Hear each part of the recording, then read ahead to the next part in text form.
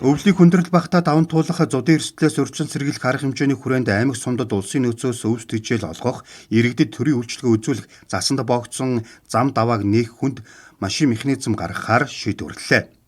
Цагуурийн байгууллагаас 10 хоногт нэг удаа хийдэг хэрийн засны эмчилтийн мэдээгээр энэ сарын 20-ны байдлаар нийт нутгийн 79% застай байна.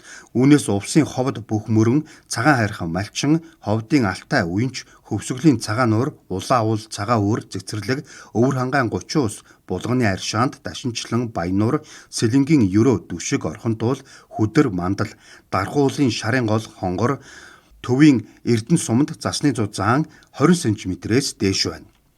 Засгийн газрын 286 дугаар тогтоолын дагуу зуудын байдалд үнэлгээ хийхэд хөвсгөлийн цэцэрлэг, булганы аршаанд, өвөр хангаан баян гол 30 ус, сэлэнгийн орхонтуул, дархуулын шарын гол, хонгор гэсэн 5 аймгийн 7 суманд цагаан зуудтай.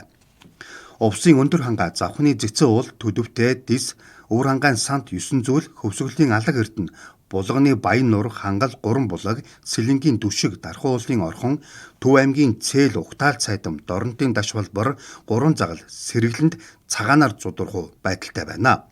Цаашид сумдын тоо нэмэгдэх төлөвтэй байна.